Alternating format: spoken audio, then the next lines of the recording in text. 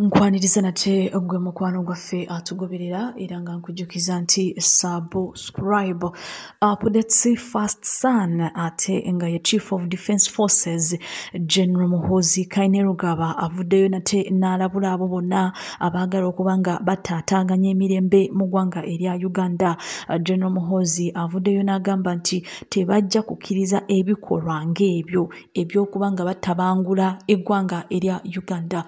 General Muhoozi Kainerugaba bino abyogedde oluvannyuma lw'okuba nga waliwo bannakenya abaali bakwatibwa wano mu ggwanga erya Uganda abaateereddwa wiikendi ewedde ne basindikibwa mu ggwanga lyabwe. General Muhoozi Kainerugaba avuddeyo n'avunaana bannakenya bano n'agamba nti baali bakwatibwa baali bajja wano mu ggwanga Uganda okutaataaganya emirembe era omukulu agamba nti ababiri abo baali bazze okuba nga bakubiriza bannayuganda okwenyigira mu kutabangula eggwanga. Omukulu yavuddeyo n'agamba nti eggwanga erya Uganda mulimu emirembe era ggwanga lya mirembe, tebajja kukkiriza omuntu yenna oba ebikolwa byonna ebitaataaganya emirembe mu ggwanga erya Uganda. Ne President Yoweri Kaguta Museveni yavuddeyo n'akkiriza okuba nga baali bakwata bannakenya bano bannabyabufuzi wano mu ggwanga erya Uganda era ne bateekebwa mu firiigi. President Museveni bino yabyogedde mu weekend eno oluvannyuma lw'okuba nga ababiri bano bazze nga babanjibwa ng'eggwanga erya Kenya libanja abantu baabwe. Kakati President Yoweri Kaguta Museveni yavuddeyo n'akkiriza n'agamba nti bannakenya abaali baabuzibwawo nga bamaze kati weeks 5 n'ambirira nga bakwatiddwa.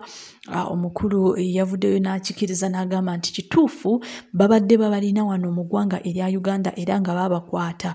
Okusinziira ku Yaraba Nagage yavaayo omuntu eyalaba ebyali bigenda maaso eyali mu kampeyini ya Kyagulanyi Ssentamu yagamba nti Bob Njagi ne Nicholas oyo baalabibwako nga babakaka okuyingira emmotoka abasajja abaali nga bambadde uniform abaali nga bambadde ne mask mu feesi nga tebategeerekeka baali mu mmotoka etaaliko number plate ne bajja ne bakwata Bob Njagi ne Nicholas oyo era ne babayingiza mmotoka ne babatwala.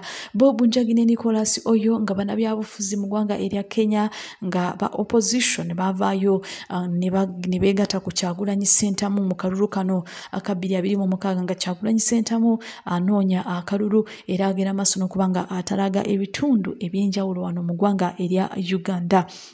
Kati ababiri bano abaali bazze okuba nga balaga obuwagizi eri Kyagulanyi Ssentamu baawambibwa mu kaseera ako nga Kyagulanyi agenda maaso n'okuba nga anoonya obuwagizi mu bantu nga agenda maaso n'okuba nga annyonnyola abantu manifesto ye eya 2026. Wabula mu interview eyabadde live President Yoweri Kaguta Museveni yavuddeyo n'agamba nti ababiri Bob Njagi ne Nicholas oyo balina obukugu mu kutabangula eggwanga era omukulu yavuddeyo n'agamba nti baabateeka mu firiigi okumala ennaku entono.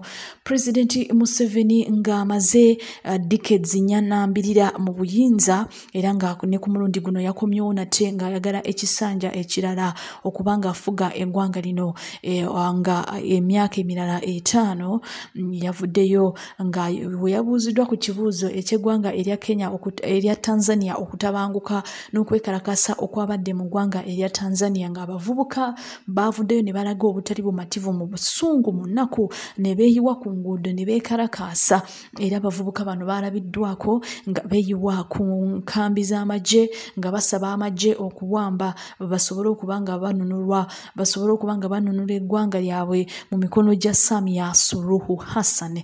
President Museveni yavuddeyo n'avunaana amawanga ag'ebweru okubanga ge gali mugenda maaso n'okubanga gatabangula Africa era omukulu yavuddeyo n'agamba nti amawanga ago ge gagenda maaso n'okubanga gateeka ssente mu bavubuka nga gabakubiriza okutabangula amawanga gaabwe. President Museveni yavuddeyo n'alabula n'agamba nti omuntu yenna ajja okutabangula eggwanga erya Uganda tebijja kuba birungi gy'ali. Nicholas Oyone Bob Njagi nga bano ba Kenyan activists bagenda masono kubanga basindikibwa mu ggwanga erya Kenya ku weekend eno era bayanirizibwa abawagizi baabwe ku airport mu kibuga Nairobi. Bano nga bali bamaze ennaku 382 nga bali mu buwambe. Bano bavuddeyo ne bagamba nti tebyali byangu, bo baali bamanyi nti tebalivaawo olw'ensonga nti amagye gega bakwata. Kenya's Foreign Minister Musalia Mudavadi naye mu statement gye yafulumiza yavuddeyo n'akakasa n'agamba nti wabaddewo okwogerezeganya okw'enjawulo wakati w'eggwanga erya Uganda n'eggwanga erya Kenya era aba activists bano ne bateebwa. Activist organization Vocal Africa bavuddeyo nabo nga ne basiima ekyakoleddwa gavumenti zino era bano bazze balabikako nga bavumirira ebikolwa eby'okuwamba abantu okusiba abo abalina eddoboozi lyabwe aboogera ekyo ekyebaagala okuba nga boogera. Akati Vocal Africa nga bavuddeyo n'ebitongole ebirala eby'amateeka mu ggwanga erya Kenya ne Amnesty International bavuddeyo ne beebaza gavumenti y'eggwanga erya Kenya ne gavumenti y'eggwanga erya Uganda okuba nga bakkiriza bannansi bano bateebwe nate baddeyo ewaabwe.